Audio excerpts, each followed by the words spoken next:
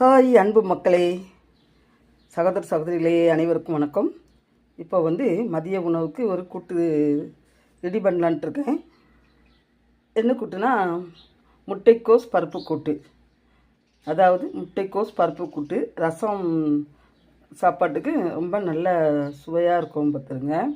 அது இப்போ ஒரு முட்டைக்கோஸ் எடுத்து வச்சுருக்கேன். 100 கிராம் பருப்பு எடுத்து வச்சுருக்கேன். நான் பச்சை மிளகாய், பூண்டு, சின்ன வெங்காயம், பல்லாரி, தக்காளி, அரைப்பதற்கு தேங்காய் ஜீரகம், உப்பு, தாளிப்புக்கு கருவேப்பிலை, கடுகு, சின்ன வெங்காயம் எல்லாம் ரெடி பண்ணி வச்சுருக்கேன். இப்போ கோஸை நல்லா பொடிசாக கொத்தி பருப்பு கூட்டுக்கு ரெடி பண்ணலாம். ஓகே. பருப்பு 100 பருப்பு,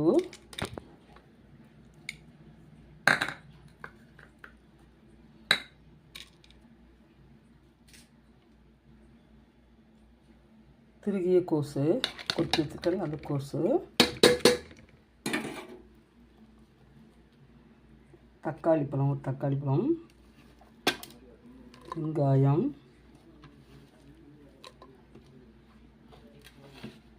பூண்டு, முதல்ல மஞ்சத்தூள் சொல்லலை, இப்போ சிறிது மஞ்சத்தூள், நிறையா வேண்டாம், சிறிது மஞ்சத்தூள், கொஞ்சம் சிறிது காயத்தூள்,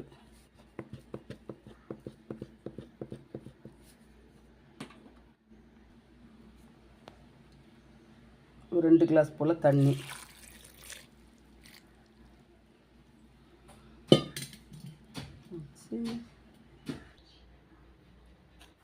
பச்சை மிளகாய் போடுறதுக்கு மறந்துட்டேன். குக்கரை மூடி வச்சு ஒரு 4 விசில் வந்தவொடனே ஆஃப் பண்ணிடலாம். கூட்டி இப்போ ரெடியாகிடுச்சு. இன்னும் இதுக்கு தாளிப்பு பண்ணி கொடுத்துடணும். முட்டைக்கோஸ் பருப்பு கூட்டு.